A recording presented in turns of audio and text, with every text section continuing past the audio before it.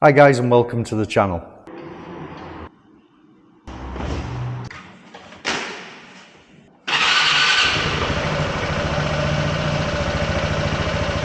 A little about the channel. It's dedicated to riding around Tenerife. However, recently I've signed up with Uber and Glovo, and the process deserves a video all of its own. I did my first trips 2 days ago now. The audio unfortunately was terrible. Even with the lapel mic in the helmet, I was getting a lot of wind noise.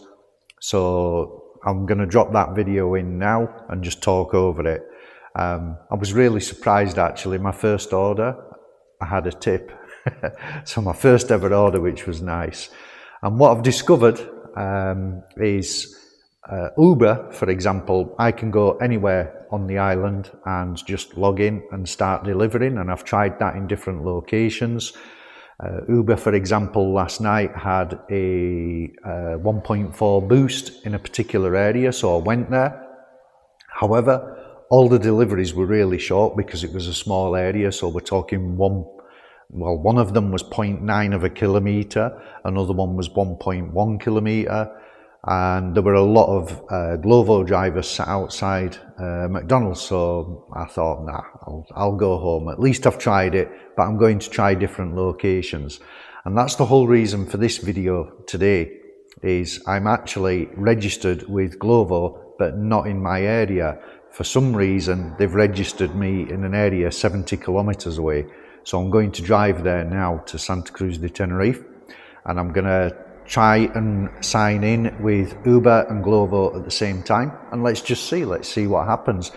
The assumption is that there is boosts in that area for particular hours with Glovo.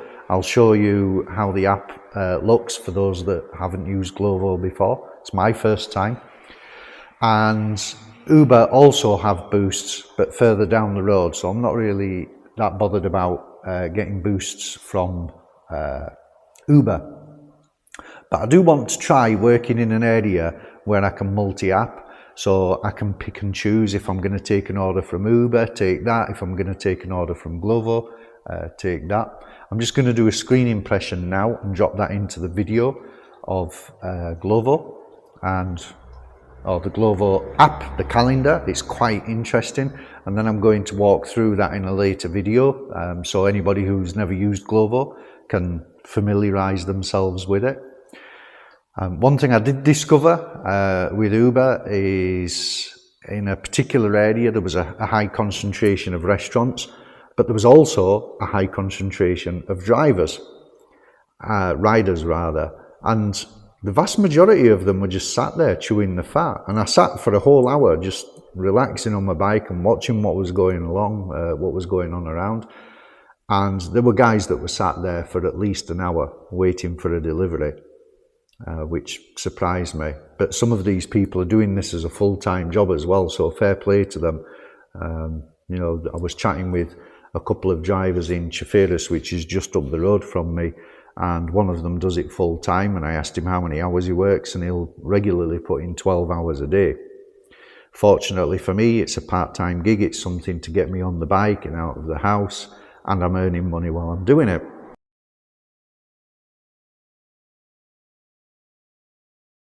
How you doing?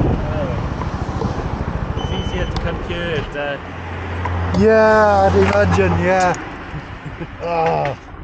Oh, thanks. Did you get my message? Yeah, I got this one. Yeah. Fantastic. There we go. The last guy was telling me there's like loads of really similar addresses around apparently or something. No, there's loads of streets in Tenerife, all with the same name. Ah, right. If you put in your name, your street name, yeah, and just look for in Spain, Tenerife, yeah, there'll be loads. There you go. Thanks very much. Brilliant. Thank you, mate. Cheers. Right.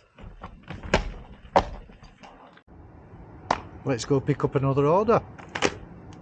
And by the way, the reason why I'm recording the video in the garage, you will see on the journey to Santa Cruz, it is hot and it's only 10 AM. I don't know what the temperature is, My bike's telling me it's 28 in the garage, which means it's going to be easily 30, 32 out in the street. Not my idea of fun.